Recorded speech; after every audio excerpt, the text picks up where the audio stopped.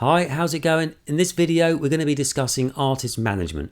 So if you're an artist seeking a manager, or if you want to be a manager, then we're going to have a look at the overview of the artist manager's role, what the relationship is all about, and ultimately what makes a good manager.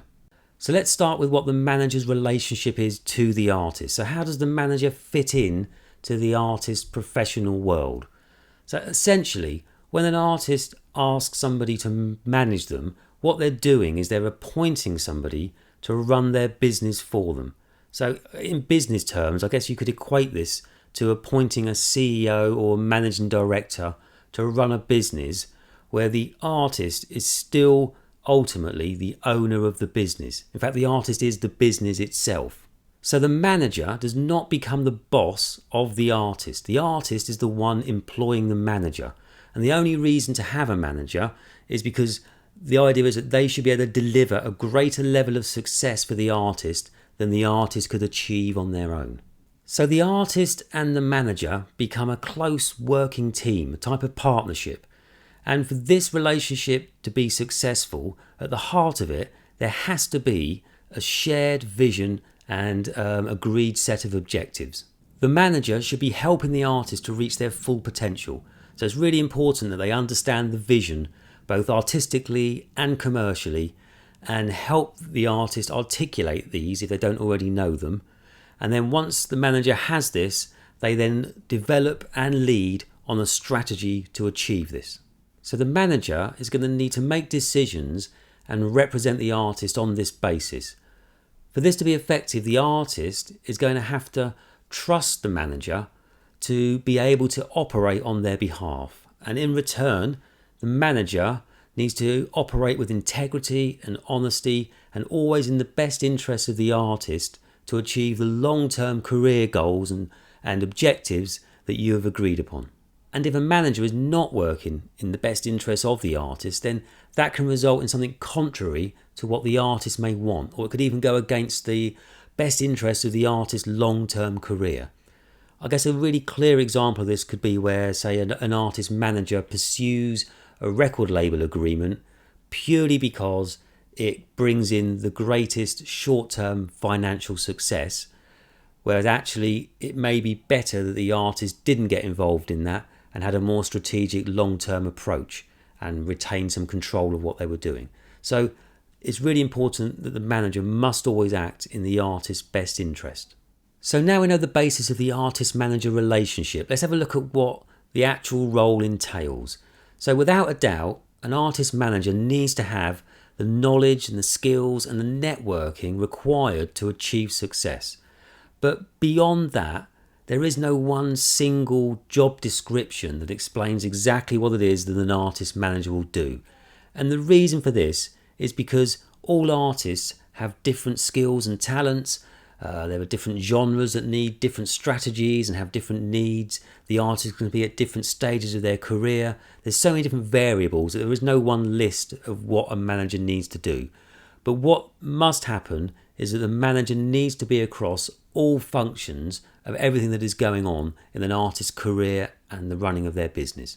So essentially, the manager needs to ensure lots of things, such as the music actually gets made and released and distributed, promoted and marketed, that live performance and gigs and touring is taking place, that all the royalties and fees are collected in properly, and that the artist's finances and legal protections are in place, and that all other ongoing opportunities are constantly being pursued.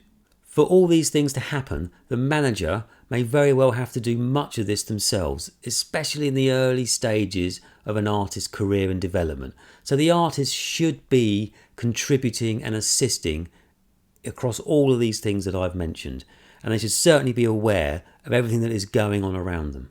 Now, to build and develop the artist's career, a manager needs to seek and maintain and manage relationships with third parties within the music industry itself, such as publishers, promoters, labels, booking agents, and so on.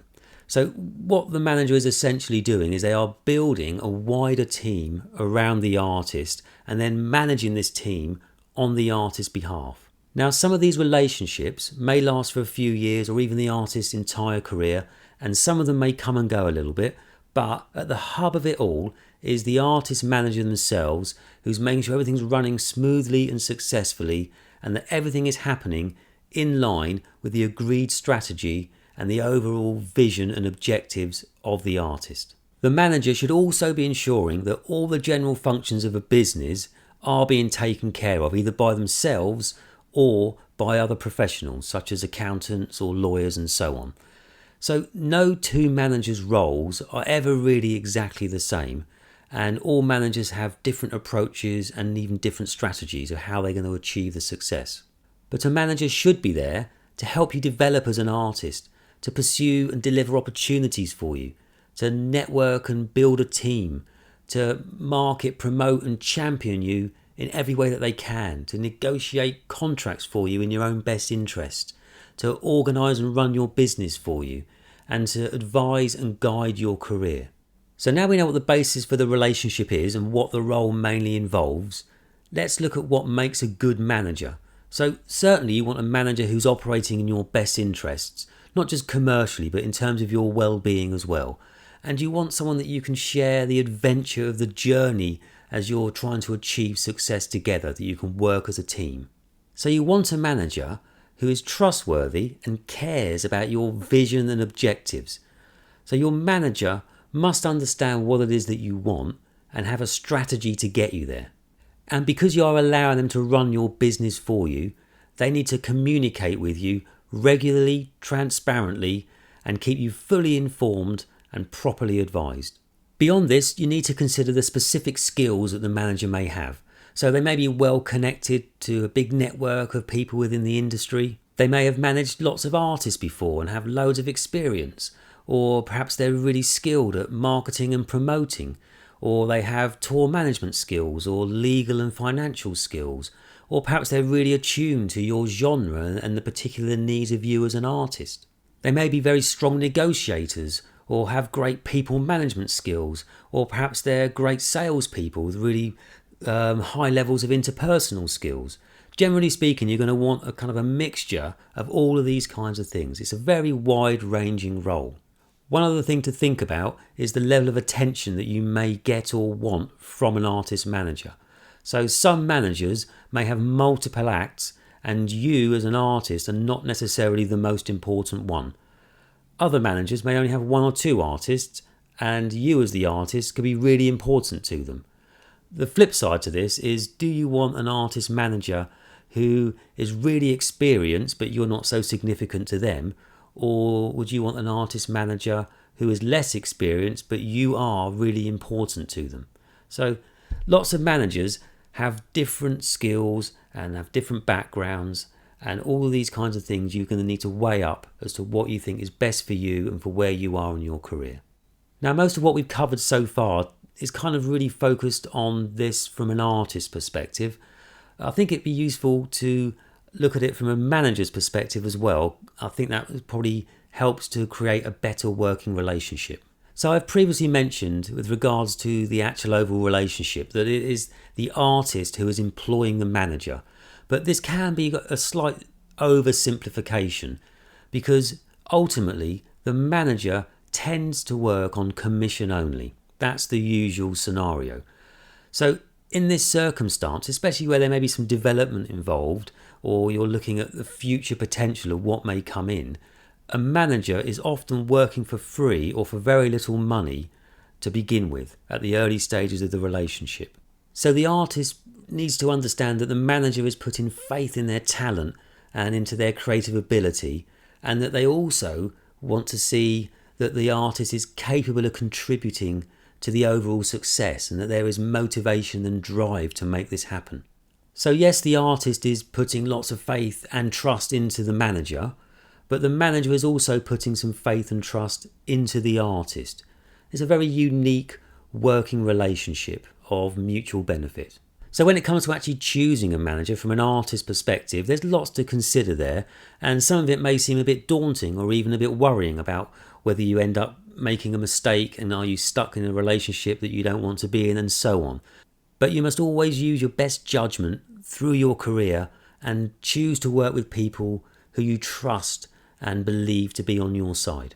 So let's say that you think you've found a manager that you want to work with. How do you know that you're going to work well together and that there is that potential for success? We work in artist management, and sometimes it can take quite a while, sometimes many months, before your working relationship has established itself so that you're fully aligned and you become a high functioning team, because that's what your goal should be. So I would say it's preferable to spend a few months at least working with your manager before jumping straight into a long-term contract. This also gives a little bit of time to establish your vision and set out your overall strategy and even see some of your initial objectives starting to be delivered. I hope that's been helpful. Best of luck out there to you and your manager. My name's Sean. Thanks for checking out our videos, and we'll see you next time.